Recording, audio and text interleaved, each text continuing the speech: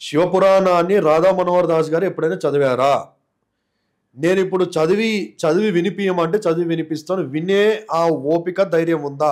సైకాలజికల్‌గా అవతలోల్ని లేకుంటే మా మతాన్ని కించపరచడానికి ఈ రకమైన టాక్టిక్స్‌లు వాడుతా ఉన్నాడని నేను అంటాను. వాస్తవం లేదా అన్న మాటలు? సేమ్ అదే విధంగా మీరు కూడా వాడుతున్నారనేసి కూడా జనాలు అన్నారు కదా. ప్రశ్నకి జవాబు చెప్పగలిగితే నేను ఈ భారతదేశంలో హిందూగా పుట్టానా లేదా క్రైస్తవుగా పుట్టానా, లే మా నాన్నగారా, మా ఫ్యామిలీయా, లేదా ఇంకెన్ని ప్రశ్నలకైనా వెళ్ళిపోవచ్చు.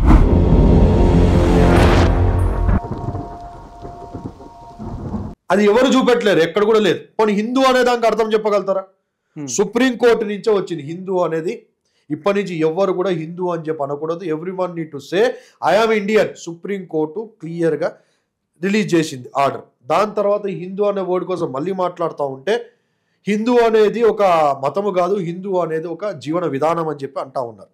హిందూ అనేది అర్థం లేదని చెప్పి అన్నారు. దాన్ని డీకోడ్ చేసే ఒక గొప్ప వ్యక్తి చిన్నజీవ స్వామి. చిన్నజీవ స్వామి గారు అంటా ఉంటారు హిందూ అంటే అర్థం ఏంటంటే, ఆయన అంటా ఉంటాడు కాఫీర్ అని చెప్పి అంటా ఉంటాడు. కాఫీర్ అంటే అర్థం ఏంటి? దౌర్భాగ్యుడు అని అర్థం.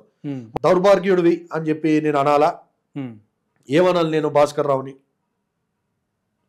ఆయన గ్రంథాల్లో హిందూ అనే పదమే లేదు. ఆ హిందూ అనే పదం మనం చూస్తూ ఉంటే సుమారుగా ఎక్కడి నుంచి వచ్చారా అంటే బ్రిటిష్ వాళ్ళకి ముందో లేదా తర్వాత మనం చూసి ఒక 400-500 కింద సింధు నాగరికత నుంచి బయటకు వచ్చినారని చెప్పి కనబడతా ఉంది. అంతకుముందుకు ఏ మతం ఉందే ఇండియాలో? బ్రాహ్మణులు ఎక్కడి నుంచి వచ్చి ఉన్నారు? ఇవన్నీ మనం చూసుకుంటూ ఉంటే ఆ గ్రంథాలు చదివి వస్తేనే కదా తెలిసింది మనకు విషయాలు. మీరు ఇన్ని మాటలు మాట్లాడుతున్నారు.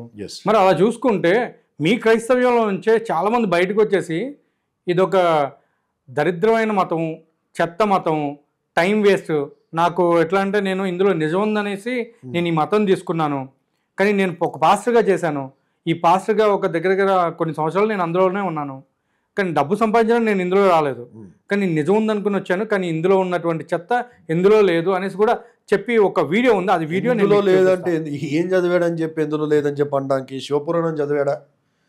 శివపురాణాన్ని రాధా మనోహర్ దాస్ గారు ఎప్పుడైనా చదివారా?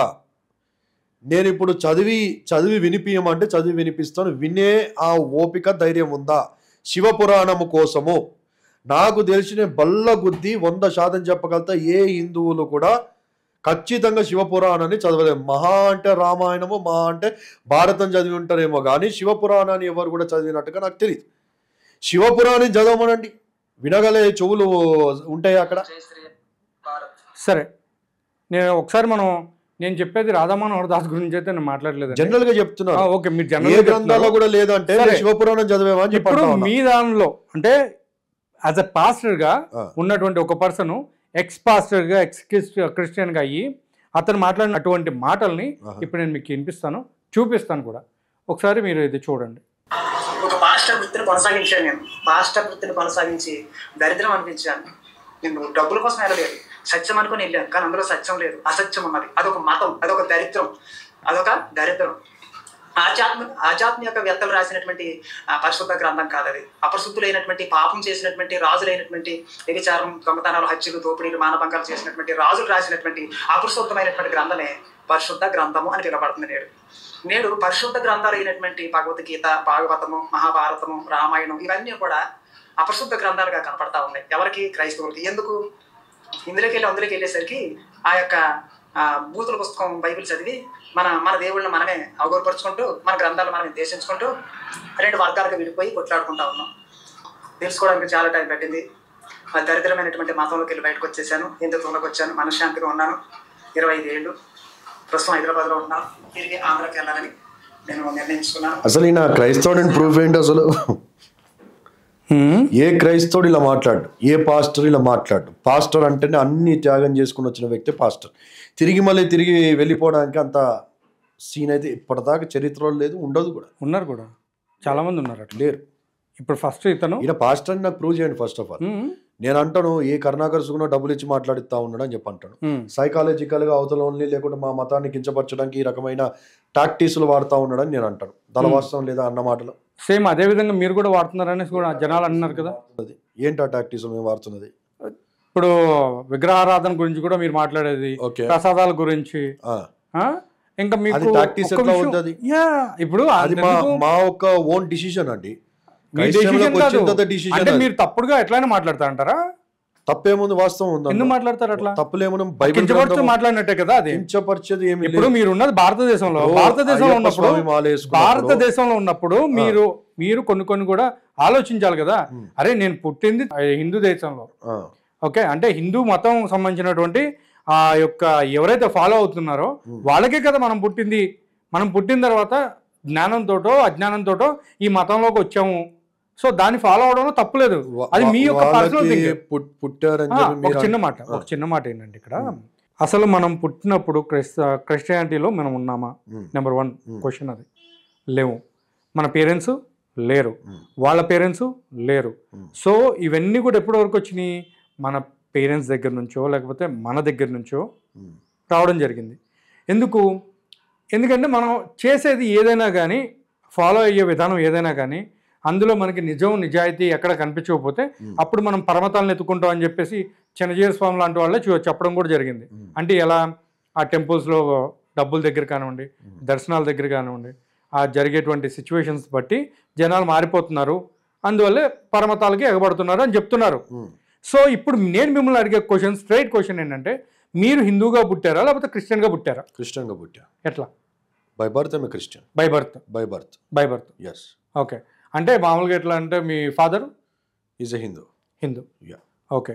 అంటే ఇప్పుడు ఇక్కడ అట్లా చూసుకున్నా కానీ మీరు హిందూ బ్యాక్గ్రౌండ్ నుంచే కదా వచ్చింది. మీ క్వశ్చన్ కి నేను ఆన్సర్ ఇచ్చాను. హిందూ అనే పదం ఎక్కడి నుంచి వచ్చింది? హిందూ అనే పదానికి అర్థం ఏంటి? హిందూ అనే పదం గ్రంథాల్లో ఉన్నాయా? సరే పోనీ పని చేద్దాం. ఆ ప్రశ్నకి జవాబు చెప్పగలిగితే నేను ఈ భారతదేశంలో హిందూగా పుట్టానా లేదా క్రైస్తవుగా పుట్టానా, లే మా నాన్నగారా, మా ఫ్యామిలీయా, లేదా ఇంకెన్ని ప్రశ్నలకైనా వెళ్ళిపోవచ్చు. ఆ ప్రశ్నకి జవాబా లేదా ఆ ప్రశ్నని తోవుకొని ఆ ప్రశ్నకు అర్థం తెలుసుకోగలిగితే, ఆ ప్రశ్నకి జవాబు తెలుసుకోగలిగితే, తెలుసుకున్నాం కాబట్టి క్రైస్తవంలోకి వచ్చామని చెప్పి అంటాను నేను.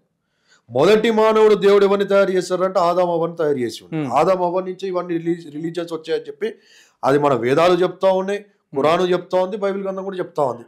బైబిల్ గ్రంథంలో మనం చూస్తూ ఉంటే ఆదాం అవ్వ అనే పేరు కనబడతా ఉంటుంది. ఇప్పుడు అదే మన హిందూ గ్రంథాల్లో చూస్తూ ఉంటే కూడా హైమావతి అనే పేరు కనబడతా ఉంటుంది. హైమావతి అనే పేరు కనబడతా ఉంటుంది. దేవుడు అయిన బ్రహ్మ అంటేనే సృష్టికర్త అయిన దేవుడు మనుషుల్ని ఏ విధంగా తయారు చేశాడంటే ఆ గ్రంథం మనం చూస్తూ ఉంటే హైమావతి అనే పేరు కనబడుతూ ఉంటాయి. హైమావతి ఎవరు అని అంటే మనం బైబిల్ ఆ ఒక టర్మినాలజీని మనం మ్యాచ్ చేసుకోగలిగితే అవ్వ అని చెప్పి కనబడుతుంటుంది. మళ్ళీ కశ్యపుడు అని చెప్పి కనబడతా ఉంటుంది. కశ్యపుడు ఎవరు అంటే అవ్వ ఒక కుమారుడు. బైబిల్లో చూస్తూ ఉంటే ఏవేలు కయ్యోన్ అని కనబడతా ఉంటుంది. ఈ కయ్యనే కశ్యపుడు అని చెప్పి నేను అంటాను.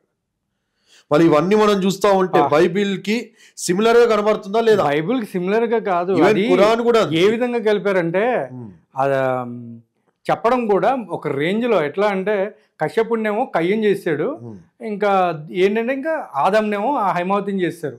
హైమావతి అంటే అవ్వ. అదే నేను చెప్పింది కాదు, మీ గ్రంథాలు ఉన్నాయి అవే.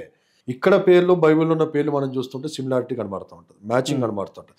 బైబిల్లో ఉన్న పేరు ఖురాన్లో ఉన్న పేర్లు కూడా చూస్తుంటే సిమిలారిటీస్ కనబడుతూ ఉంటుంది. అంటే ఇప్పుడు హిందూ ధర్మాల చెప్పేది ఏంటంటే హిందూ గ్రంథాల నుంచి బైబిల్ కాపీ కొట్టారు అనమాట. 100% అంటాను నేను, 100% అంటాను. ఎందుకంటే ఒకళ్ళేమో 11 లక్షలు అంటారు, రామాయణం జరగలేదు, రాముడి యొక్క భూలోకలు ఎన్ని రోజుల్లో జీవించినట్టు. అంటే ఏం లేదండి, 11,000. ఫస్ట్ పాస్టర్ ఒప్పుకున్న విషయం ఏంటంటే అంటే హిందూ గ్రంథాల నుంచి బైబిల్ని కాపీ కొట్టారని ఒప్పుకున్న ఏకైక పాస్టర్ మన హిందూ గ్రంథాల నుంచి బైబిల్. ఆయన అదే చెప్పారండి,